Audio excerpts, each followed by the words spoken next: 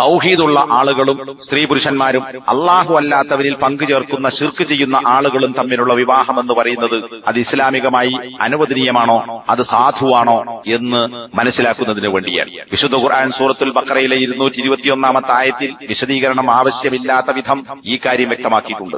വലാ തൻകിഹുൽ മുശ്രിക്കാത്ത്, നിങ്ങൾ അതായത് തൗഹീദുള്ള പുരുഷന്മാർ മുസ്ലിങ്ങൾ ശിർക്ക് ചെയ്യുന്ന സ്ത്രീകളെ കല്യാണം കഴിക്കരുത്. അവർ വിശ്വാസികളാകുന്നതുവരെ, വിശ്വാസിയായാൽ പറ്റും, തൗഹീദ് ഉൾക്കൊണ്ടാൽ പറ്റും.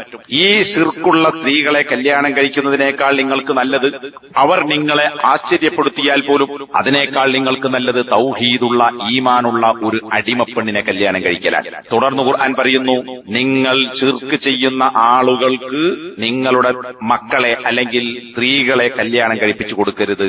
ആ ശിർക്കുള്ളവൻ മുഅ്മിനാകുന്നതുവരെ, ആ ശിർക്കുള്ള പുരുഷൻ നിങ്ങളെ ആശ്ചര്യപ്പെടുത്തിയാലും ശരി, അതിനേക്കാൾ നല്ലത് അടിമയായ തൗഹീദുള്ള ഒരു അടിമ പുരുഷനെ വിവാഹം കഴിക്കലാണ്.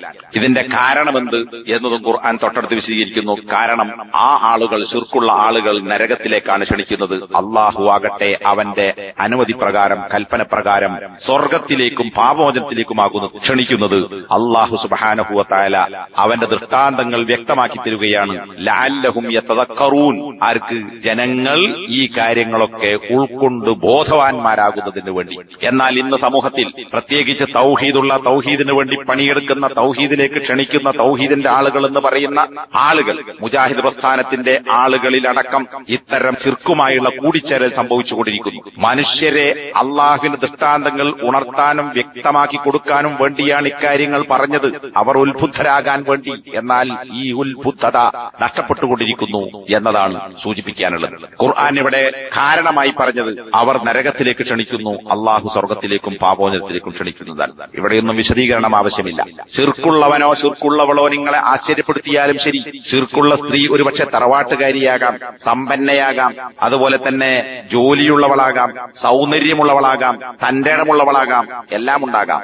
എന്നാൽ പോലും അവൾ നേരത്തെ സൂചിപ്പിച്ചതുപോലെ നജസുൻ, അവളുടെ മനസ്സ് നജസാണ്, മാലിന്യമാണ്, അഴുക്കാണ്, വൃത്തികേടാണ്. ആ വൃത്തികേടിനെ മായ്ച്ചു കളയാൻ തറവാടിത്തമോ സമ്പത്തോ സൗന്ദര്യമോ കുലീനതയോ തറവാടിത്തമോ ഒന്നും മതിയാവുകയില്ല എന്നതാണ്. പുരുഷനെ സംബന്ധിച്ചും അങ്ങനെ തന്നെ. പുരുഷൻ തൗഹീദുള്ള ഒരു പെൺകുട്ടിയെ ശിർക്ക് ചെയ്യുന്ന ഒരുത്തനെ കല്യാണം കഴിപ്പിച്ചു കൊടുക്കുന്നത് അവൻ ഡോക്ടറോ അല്ലെങ്കിൽ എഞ്ചിനീയറോ നല്ല ജോലിയുള്ളവനോ വ്യവസായിയോ അല്ലെങ്കിൽ സുന്ദരനോ അല്ലെങ്കിൽ നല്ലവനായി നാട്ടിൽ അറിയപ്പെടുന്നവനോ എന്തായിരുന്നാലും ശരി, ഇതൊന്നും തൗഹീദുള്ള ഒരു പെണ്ണിനെ കെട്ടിച്ചു കൊടുക്കാനുള്ള ന്യായമല്ല. കാരണം അവൻ എന്തുണ്ടായാലും ശരി, അവന്റെ മനസ്സിർക്കുകൊണ്ട് നജസായിരിക്കുന്നു. അതിനെ കഴുകാൻ ഈ തറവാടിത്തങ്ങൾക്കോ സമ്പത്തിനോ ഡോക്ടർക്കോ എഞ്ചിനീയർക്കോ സാധിക്കുകയില്ല എന്നത് മനസ്സിൽ